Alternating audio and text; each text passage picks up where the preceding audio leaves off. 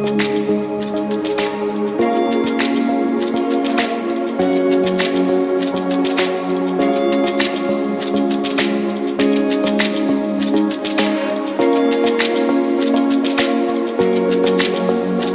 everyone, welcome back to Cosmic Life Astrology. Today we are talking about the Cancer new moon happening on July 5th. So, when we're talking about a new moon, we're talking about a new cycle that's going to go on for the next 30 days until the next moon cycle starts. And in the sign of Cancer, we could be looking at somewhat of a blend of full moon, new moon energy, because Cancer is very sensitive. So that's why I say it's kind of like a blend of full moon energy, because full moons are more about the emotions. New moons are more about, logic and new projects and new ideas that come into your awareness. But in the sign of Cancer, there may be more of a focus on new emotions, new sensitivities, new vulnerabilities, a new way of handling house and home and what makes you feel comfortable. There could be new energy coming into your surrounding environment. And we'll see this play out for the next month until we have the new moon in Leo. I want to mention that this new moon is going to be happening close to Venus. Venus will be about 8 degrees away. And so I think that's going to bring more of a heightened awareness of the Venusian energies, what we love, who we love, what we deem beautiful in our world, our creative spirit and projects that we may be, trying to tap into. There could be financial energy also in the works. Excuse my dog in the background. There could be, new money opportunities as well, and this new moon is also going to square the nodes in Libra and Aries. So it's not a perfect square. It's about 4 degrees away from perfection, but there may be a need to compromise what we need versus what others need when we're talking about Aries Libra axis. And a need to be sensitive and compassionate towards others and ourselves.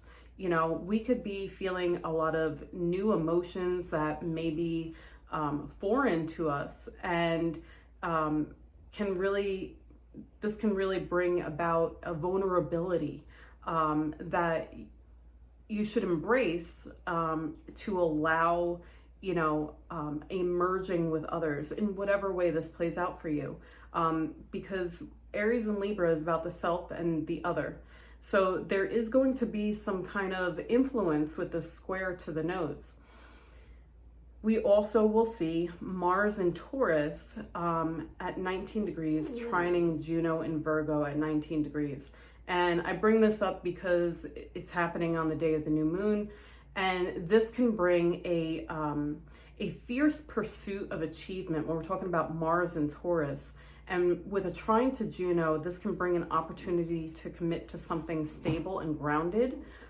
Juno is all about commitments, typically in relationships, but this could be, not only personal and romantic relationships, but also business relationships. In the sign of Virgo, we're looking at groundedness, things that are there for the long term. Virgo wants, to know all the details of what they're committing to, but once they know, they have no problem, stabilizing that commitment. So when you have the Taurus and Virgo energy at play, there's definitely a need for stability and to be grounded about what it is you're pursuing, what you're committing to, what you're passionate about, what you're taking action towards. So be mindful of that. And we'll also see Saturn retrograde trine Venus in Cancer as well.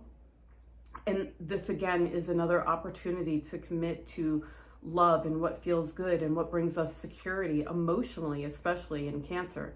And Saturn trine Venus, when we're talking about finances, this could be an opportunity to stabilize your finances or to bring about more discipline in your financial decisions.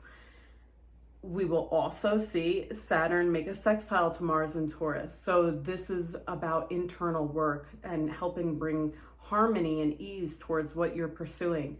So there's a lot of focus during this new moon regarding what we're pursuing, you know, what feels good for us, what we're committing to for the long term, you know, what we're trying to achieve, and how to balance that with, especially with others, but also to balance our approach, because we have Saturn retrograde. So, you know, Saturn wants us to reflect on what we've learned from the past, and to use that wisdom wisely. So, you know, it's important to take a very disciplined approach, use your lessons learned, and do things with grace and with the big picture in mind.